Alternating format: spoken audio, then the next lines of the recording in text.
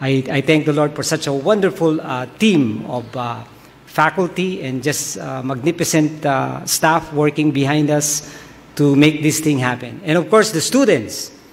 Boy, the students is the life of the seminary. We thank you for choosing ATS over other seminaries. Because we are the #1 seminary, of course, in Quezon City.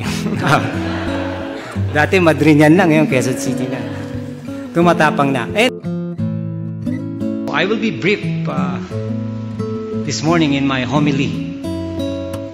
As they said, a good speech is like a woman's decent dress. It has to be short enough to be interesting, but long enough to cover the subject. My evangelism and discipleship students were perplexed when I told them that the best evangelist that I've seen in Scripture is not a person. It's a sycamore tree. And they said, it's not even a person, sir. That's not you're joking again, sir, right? No, I'm not. Am I joking? Do you ever hear me joke? Of course, they all laugh.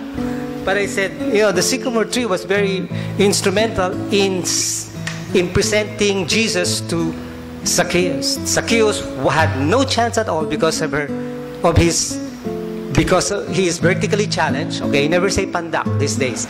Say vertically challenged. You have to be politically correct. And then the press of the crowd, and this press of the crowd, according to the passage, made me also feel bad about the disciples because they're part of the crowd pressing. The disciples should be looking out and finding out who's looking for Jesus, but nobody was paying attention for that. There's more protection given for Jesus. There's more self-protection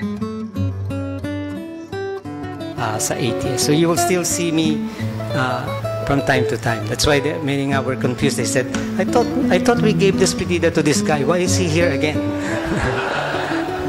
No, it's because we go pop in and out in the ministry. We never really retire, but one way or another.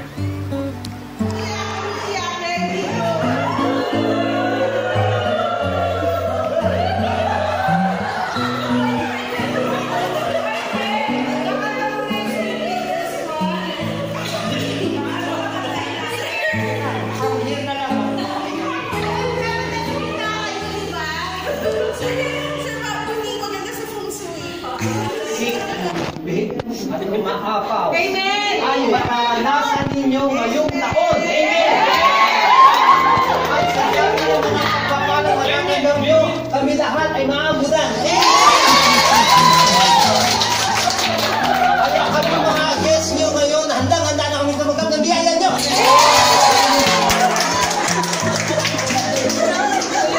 Naniniwala ba kayo?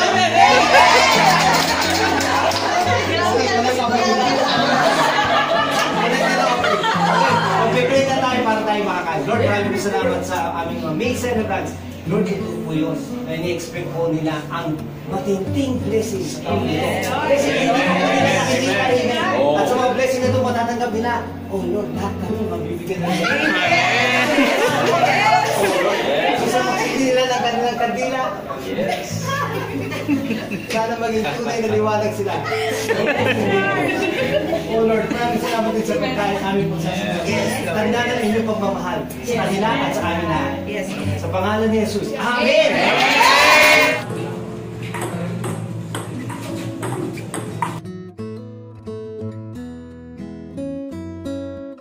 Sadyang swerte lang pagmumula. Doon pa lang ako nakapila. Swerte Lord, hawak ko ikaw at payo mo at kahit wala. Tumilang-tila, may nangyari na iwaga.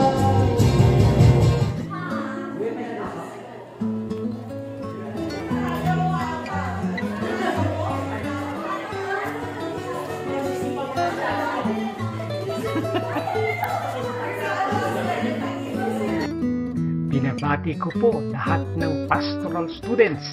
Maligayang Pasko at manigong bagong taon. Alam ko na magiging masaya ang Pasko ninyo dahil nga wala ako. Praise the Lord.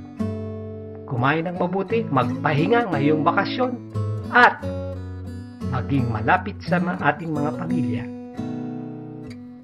We miss you. Bye.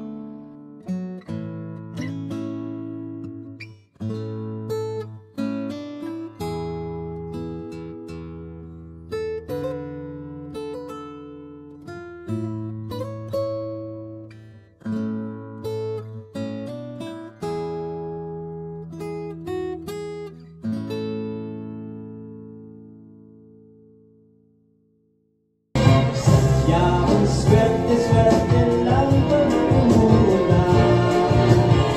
Doon pa lang ako nakakita. Swerte yun, hawak ko ikaw at ang payo mo. At kahit wala, tumilang bigla, may nangyari na hiwaga. The symbol of the shepherding role, where is it?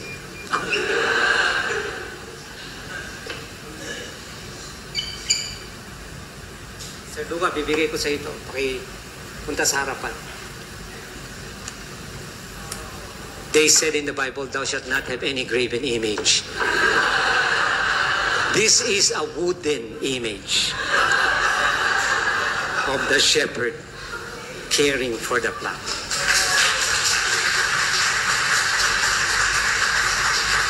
Shepherd the flock of ATS.